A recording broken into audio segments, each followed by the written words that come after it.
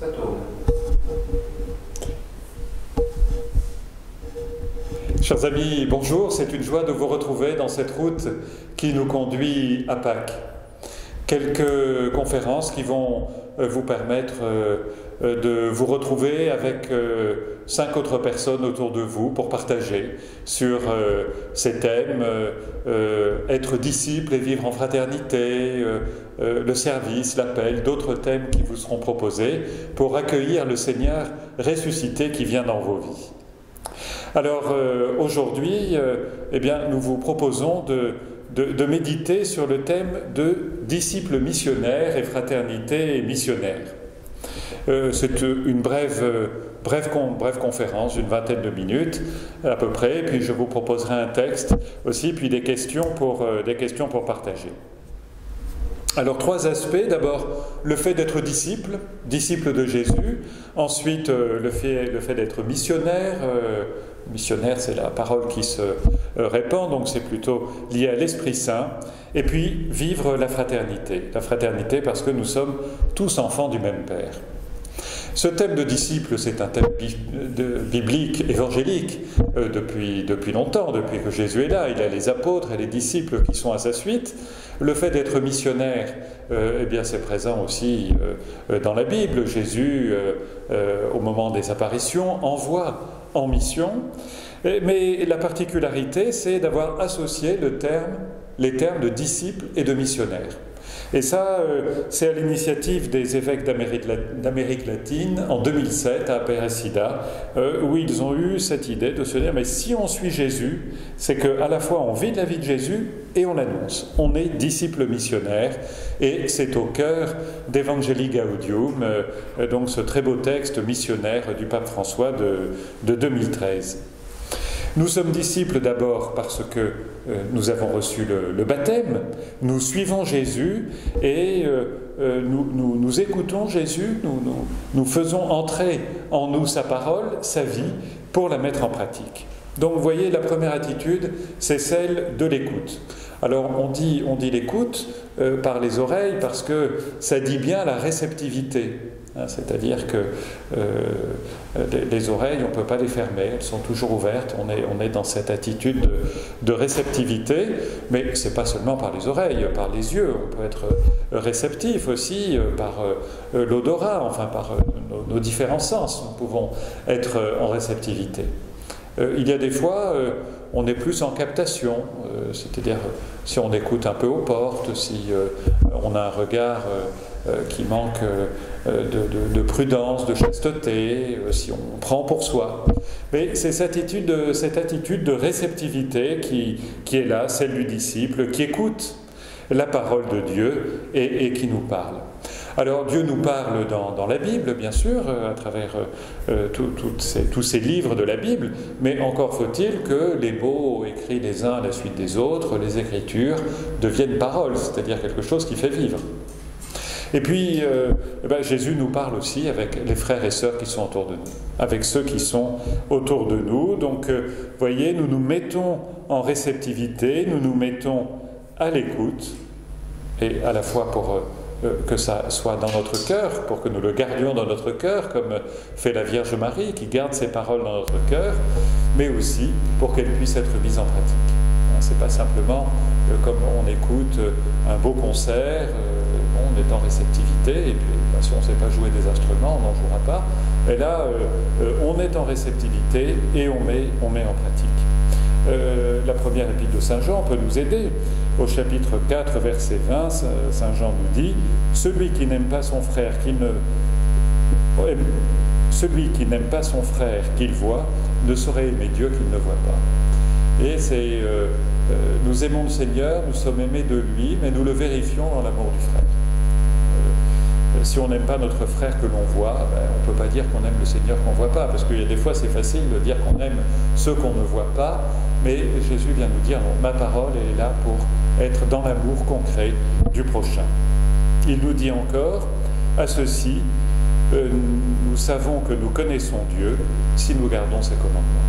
Nous savons que nous connaissons Dieu si nous gardons ses commandements. Alors, les garder, ce n'est pas les garder dans la bibliothèque, c'est les garder dans le cœur pour les mettre en pratique. Donc vous voyez, le disciple, c'est celui qui est en réceptivité, celui qui écoute la parole, et comme c'est un disciple missionnaire, c'est celui qui va mettre cette parole en pratique. Et ainsi, nous retrouvons la grâce de notre baptême, nous renouvelons notre vie de disciple missionnaire. C'est quelque chose qu'il faut toujours réactualiser, c'est jamais acquis une fois pour toutes. On a toujours à revenir à la source de notre baptême et à voir comment l'annoncer, parce que nous-mêmes nous changeons, le monde dans lequel nous sommes change, nous pouvons être à différents endroits, et cette invitation à vivre comme disciples. Et je le disais, disciple missionnaire, c'est l'Esprit Saint qui va nous aider. Nous entendons l'appel du Seigneur qui, à la fin des évangiles, et notamment chez saint Marc, on peut le retrouver au chapitre 16, verset 15, « Allez dans le monde entier, proclamez l'Évangile à toute la création. » Allez dans le monde entier, proclamer l'Évangile à toute la création. Alors, on peut peut-être être surpris de ce thème de création, on dirait aller annoncer l'Évangile à tous les hommes. Oui, l'Évangile, ça concerne l'humanité, mais ça concerne l'humanité qui est dans la création. La création nous a été donnée pour que nous en soyons les gardiens, pour que nous la préservions, pour que nous y fassions attention. Et nous retrouvons le thème du Comité catholique contre la faim et pour le développement pour ce carême, qui reprend le bel appel du pape François dans Laudato Si, nous habitons tous la même maison. Et nous sommes responsables de la même maison, même si nous sommes éloignés les uns des autres, nous sommes responsables les uns des autres, nous sommes dans la même maison. Donc vous voyez cette invitation à être missionnaire, à répondre à l'appel de Jésus d'aller dans le monde entier. Et le pape François, dans Evangelii Gaudium, que j'évoquais au numéro 20 à 24, avait une belle expression qui est une église en sortie. Il y a des expressions qui sont venues comme ça avec le pape François, disciple missionnaire, périphérie, église en sortie. Que fait une église en sortie? Eh bien, il nous dit, une église en sortie, c'est une manière de prendre des initiatives, une manière de s'impliquer, d'accompagner, de porter du fruit et de fêter. Prendre l'initiative, nous le voyons particulièrement dans cette période éprouvante que nous vivons maintenant depuis de longs mois, nous voyons comment nous sommes toujours convoqués à la mission, que nous avons, le Seigneur compte sur nous pour évangéliser, mais on fait les choses un peu différemment. Certainement, à un autre moment, l'évêque serait allé dans les différentes paroisses pour faire les conférences. Là, on se dit, on va le mettre sur la toile et ça permet à plusieurs groupes de se retrouver, à des gens variés. Il a fallu faire preuve d'innovation, mais ce n'était pas que grâce au numérique, même si le numérique est important. Il y a des paroisses ou des mouvements, des services où on prend des nouvelles les uns des autres, on amène le journal paroissial, on dit ce qui se passe. On cherche à prendre des initiatives, à voir comment, dans le temps que nous vivons, nous sommes missionnaires. D'abord, prendre des initiatives. Et ensuite, s'impliquer, c'est-à-dire que nous donnons de nous-mêmes, nous nous investissons, nous engageons. On ne s'engage pas tout seul, je vais y revenir dans un instant, nous accompagnons des personnes. Je vais revenir sur cette notion de communauté, mais pour dire on est avec d'autres. Et puis, nous sommes appelés à porter des fruits.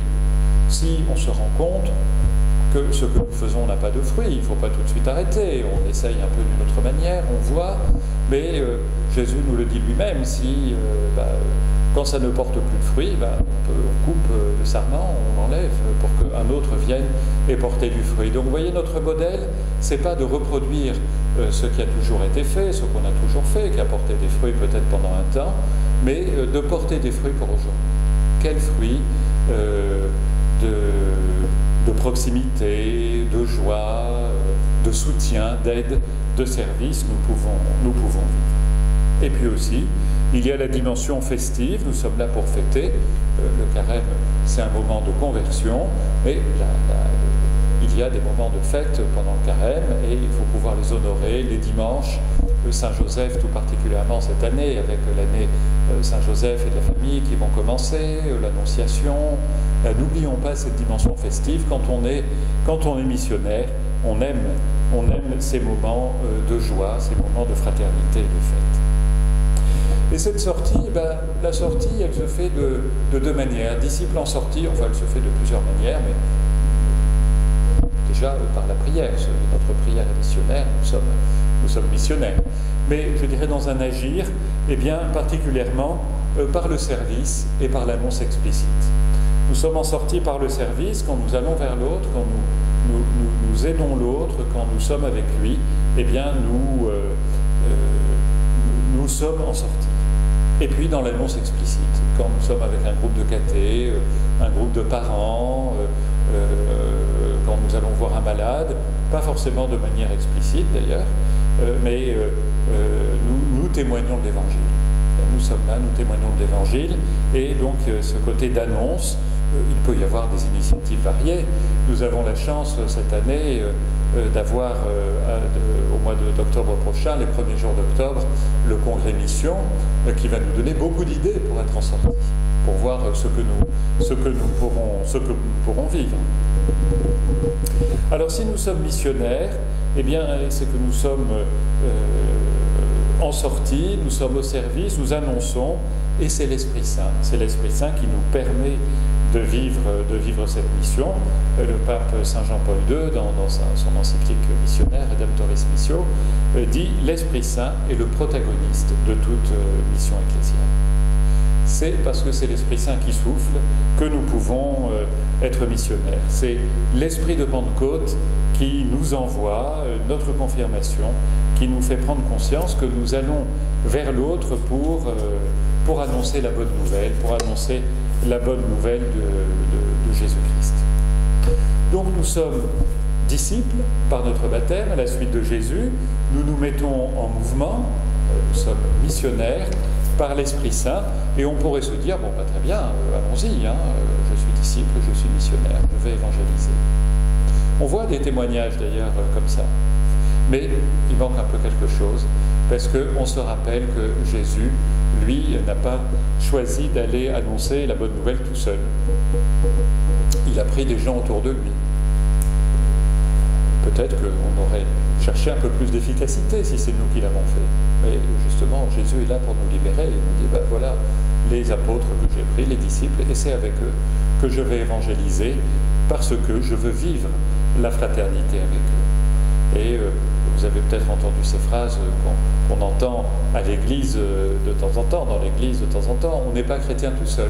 Non, on n'est pas chrétien tout seul. Un chrétien isolé est un chrétien en danger. Des fois, on voit des personnes qui viennent nous expliquer, nous dire des tas de choses. Mais vous faites ça avec qui? Ah, je suis tout seul. On n'est pas chrétien tout seul. On est chrétien avec un groupe d'apôtres, avec un groupe de disciples. Et ce groupe d'apôtres et de disciples, c'est l'Église. On est là pour être en Église, pour se retrouver.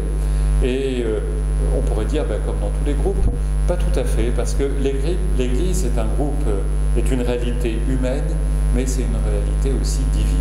Donc nous entrons par l'Église dans cette vie de Dieu, à la manière de frères et de sœurs. Nous vivons cette fraternité, nous sommes enfants du même Père. Nous pourrions dire que nous partageons cette fraternité parce que nous partageons la condition humaine, parce que nous sommes d'un même pays, mais ça compte. Mais pour nous, nous vivons la fraternité parce que nous sommes enfants du même Père, et nous apercevons que c'est pas forcément facile d'être enfant du même Père. Nous le voyons dès le premier livre de la Bible, à la Genèse, avec Caïn et Abel. Et puis, on pourrait reprendre beaucoup de frères de sang d'ailleurs, qui sont invités à être des frères en Jésus-Christ. On pourrait évoquer aussi Marthe et Marie, c'est beaucoup moins grave que Caïn et Abel, mais on sent que là, ça a un peu du mal à passer.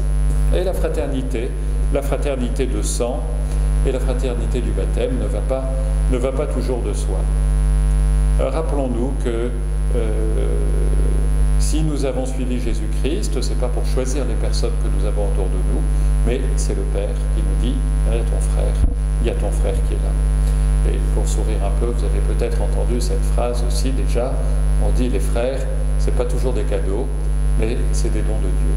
Et on se rappelle cela, ce n'est pas toujours un cadeau, mais c'est un don que le Seigneur nous fait, c'est un don du Père, de notre Père commun. Et on peut chercher et voir beaucoup de choses dans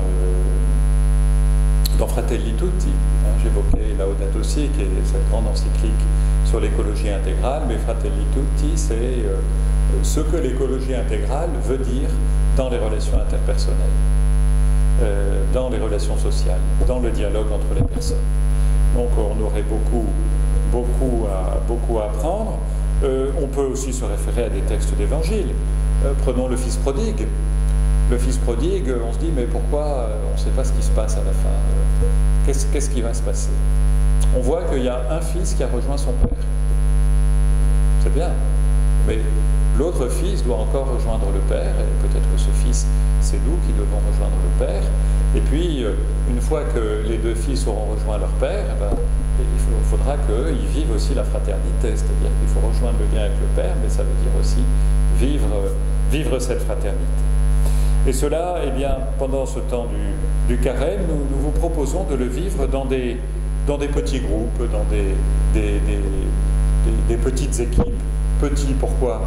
Parce que Jésus lui-même avait un groupe, alors 12, c'est nombreux, mais il a envoyé les apôtres deux par deux, il a envoyé des disciples aussi, et donc c'est profondément évangélique. Et puis il y a cette situation sanitaire que nous connaissons, donc il faut vraiment bien mettre en application les gestes barrières en réunissant ou en vous réunissant avec 5 autres personnes, de la place pour se réunir et pour vivre la fraternité.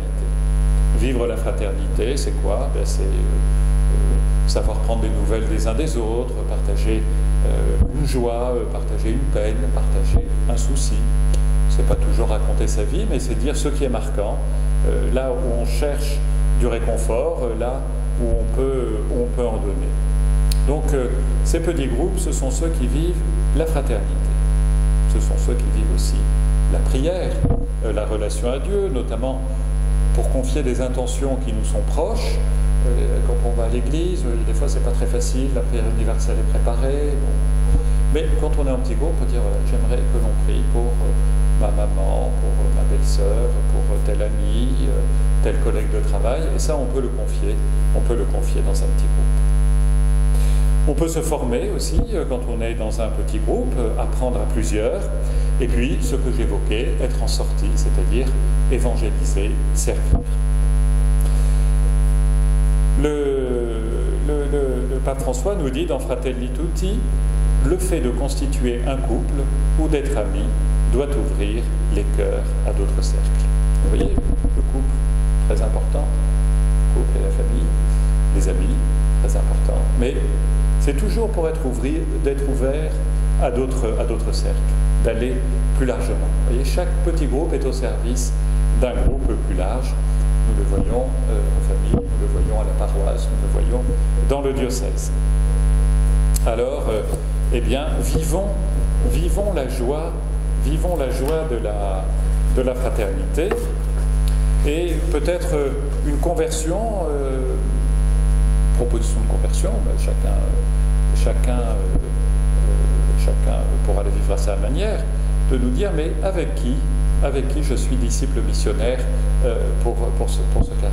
Quels sont les disciples missionnaires avec lesquels j'agis, comment je me sens appelé à l'être par le souffle de l'Esprit, avec qui je vais l'être, avec qui est-ce que je vais annoncer. Donc, réfléchissons à cette manière d'être disciple missionnaire en Église.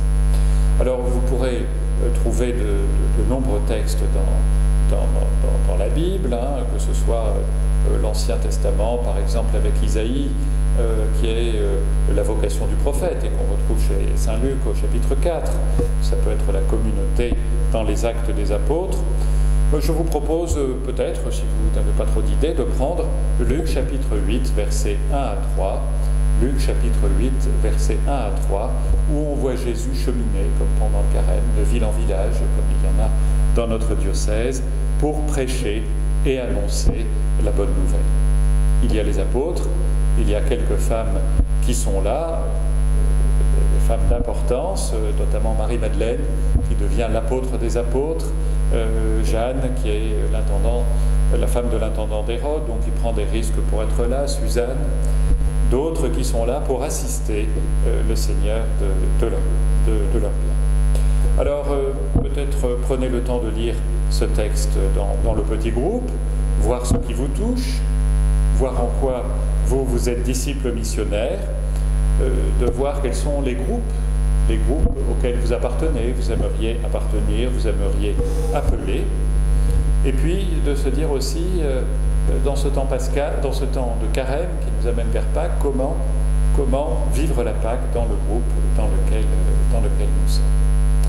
Je vous souhaite à tous une belle route vers Pâques, que vous puissiez prendre ce temps du partage, en présentiel dans le respect des gestes barrières, en visio si c'est possible, pour que ce soit vraiment la parole de Dieu qui habite vos cœurs et qui vous donne envie d'être disciples missionnaires en Église. Bonne route.